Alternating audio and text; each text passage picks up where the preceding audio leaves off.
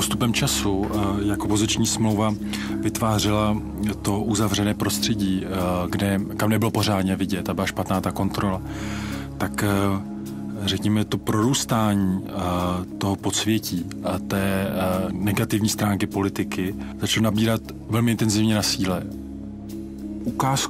Ukázkový příklad je aféra Štiřín. Ředitel konferenčního centra Štiřín Václav Hrubý končí ve své funkci v září 1999.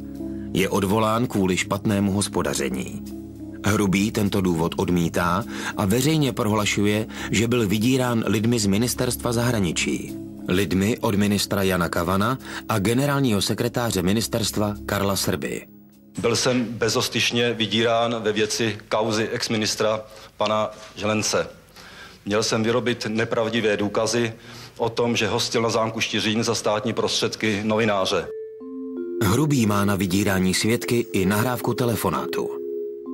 Jak Kavanovi, tak Srbovi teče robot, že jo. Oni v podstatě, řekl bych, takový ty důkazy, které by teda hlavně zbaštení ti novináři nemají. A tak hrajou jakoby trošku o čas a samozřejmě jak si mlátějí kolem sebe, jo. Když uděláte to, co se samozřejmě dá nazvat mezi námi dvěma jako vydírání, a to znamená uděláte ten dopis, jo. Tak samozřejmě vy máte pokoj, klid a dokonce dostanete i prachy. Jste se vlastně dostali jako nechtěně do ty velké hry, jo. Dokonce i ten Srba vlastně bojuje, že jo, za, tak říkají, svůj život, protože vlastně Kavan chce po něm, aby on mu sehnal ty důkazy a on teda to zase chce po dalších svých podřízených, že jo, včetně vás.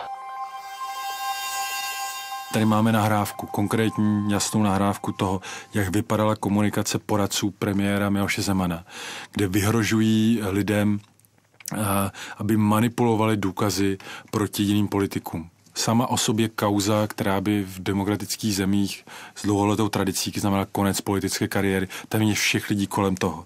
A my máme ten příklad, který nevedl téměř k žádné odpovědnosti.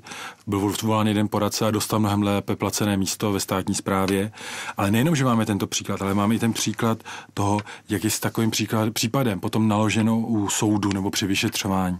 Ten případ neskončil žádným verdiktem, protože vlastně policie ho odložila, vlastně nechala ho usnout, skončilo to prostě na půl cesty. Nepamatuju jedinou velkou kauzu korupční, která by u soudu skutečně byla dotažena do konce a kde by bylo jasně teda pojmenováno to, co se stalo a případně potrestáno.